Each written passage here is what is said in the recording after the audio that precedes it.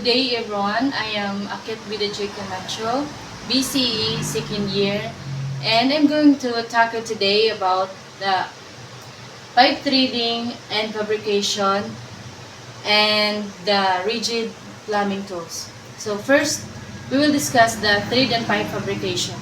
So what is pipe threading?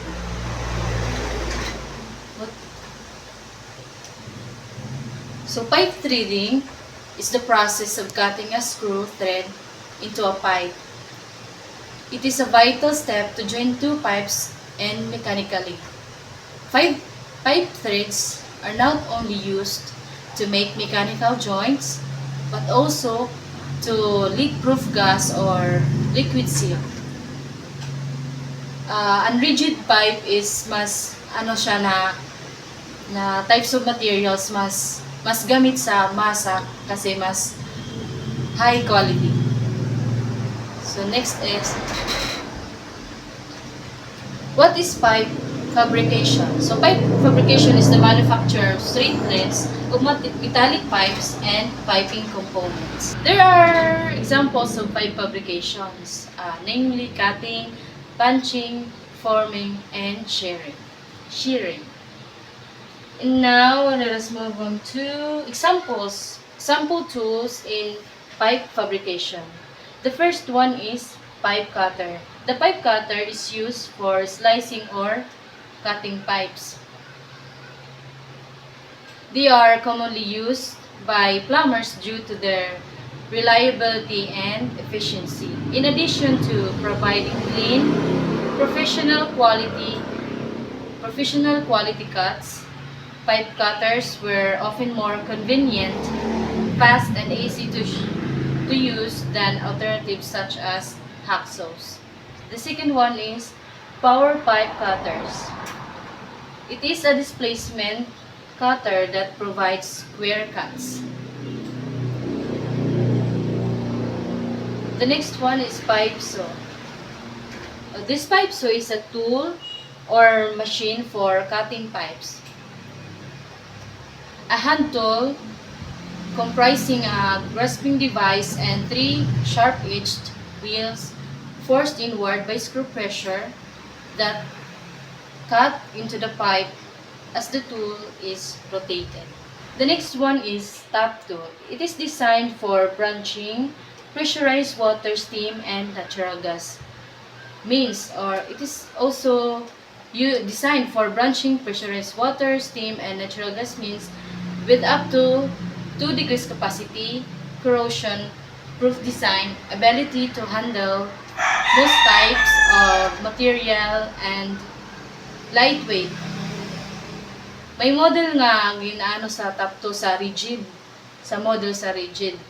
Ang model niya is RT3422. Mga to nga meet mo tapping needs. Next is hole cutter. It cuts holes into a wide variety of materials. So, ang rigid types naman sa hole cutter is, ang kanya model is HC450 hole cutter. Ideal siya for mechanical, industrial maintenance, and the protection contractors since it cuts holes into a variety of pipe materials. No off-the-shelf drill-based hole cutter compares in performance or durability to the purpose-built model 450. So the next one is core drill bits. So this tool is used for things like the creation of passageways of plumbing and drainage pipes, machine for cutting pipes. So in the construction agency, this core drills you use for things like the pag-create passageways, the installation of heating, ventilation, and air conditioning systems, road cores, manholes, strength test holes, and much more. So let's proceed to drill bits.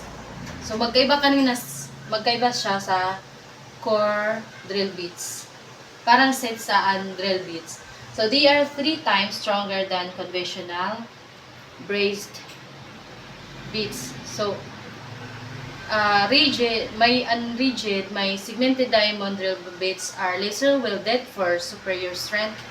They are 3 times stronger than conventional drill bits. So rigid core bits are available in 2 styles. May 2 styles siya. Premium red and high speed premium red. Premium red core bits are heavy-duty multi-purpose bits for drilling in many types of materials, including reinforced concrete, cinder block, stone, etc. So, high-speed premium red naman, core bits, are designed for high-speed drilling. Unique diamond segment design can increase drilling speed as much as 30% for conventional bits. So the next one is hydraulic bender. Opposite gitla ni sa reciprocating saw blade. So, reciprocating saw blade can churn through metal, masonry, wood, plaster, fiberglass, stucco, composite materials, drywood, and more. So, ini nga reciprocating saw blade pala. Familiar na yun kay parang family siya sa handsaw. So, model sa rigid sa reciprocating saw blade. As high quality blades are perfect for every application, available in carbon or bimetal, consisting of a high-speed steel cutting, edge widened to a flexible alloy steel back for wood or metal cutting. This reciprocating saw blade can churn through metal. So it is the key to a successful cut para mas ma-perfect pa nimo, karag mo ma-perfect ay mo pag-cut, ining applicable siya ining reciprocating saw blade. So next is hydraulic benders. So hydraulic benders is a tool or are used for bending various types of pipes other than conduit pipes machine for cutting a pipe. So these tube benders are powerful than electric tube benders.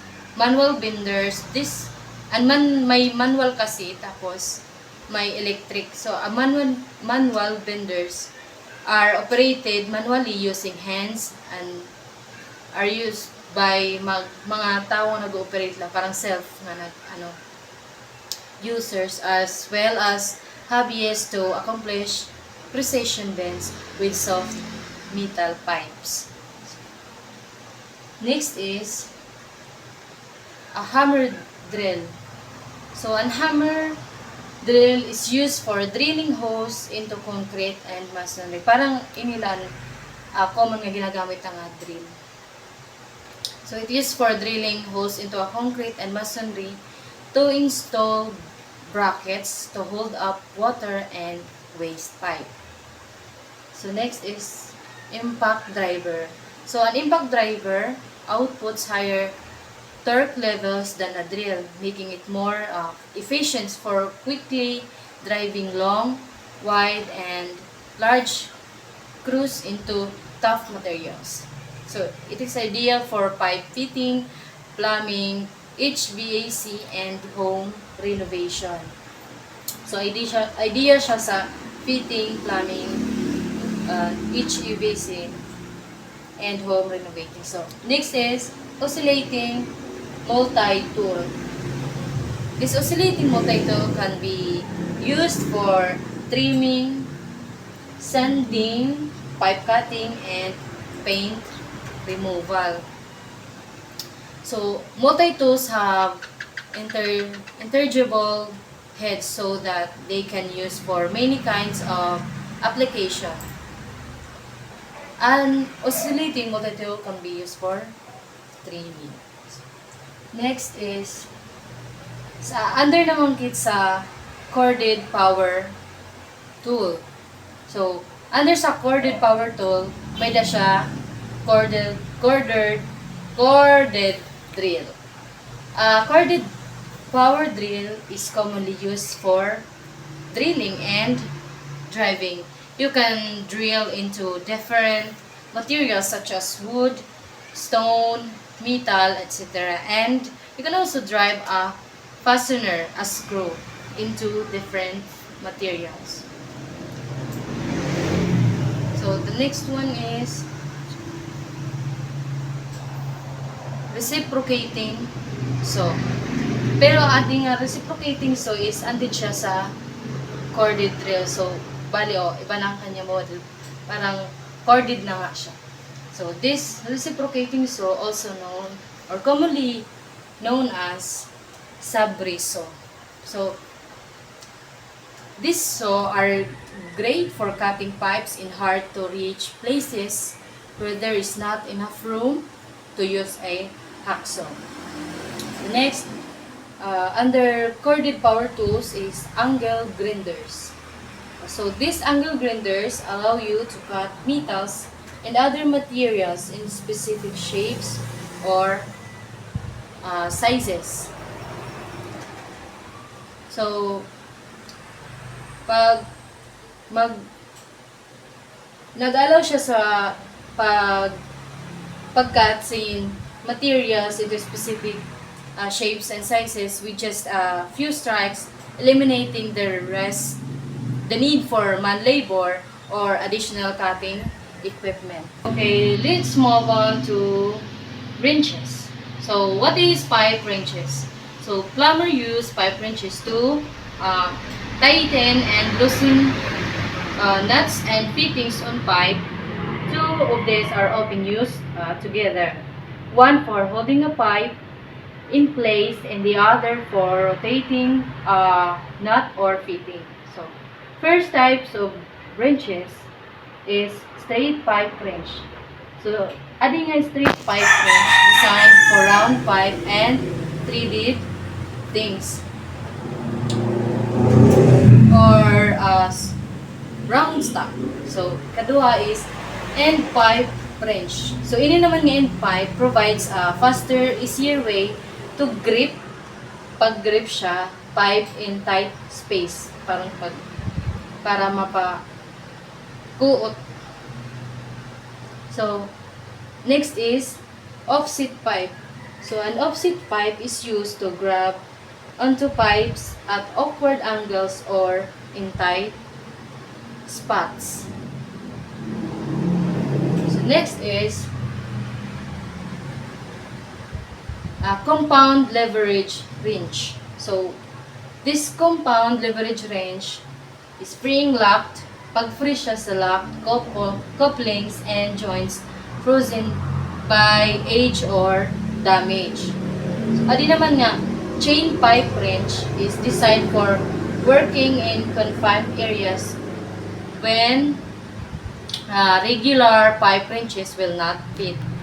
Parang pag-substitute siya.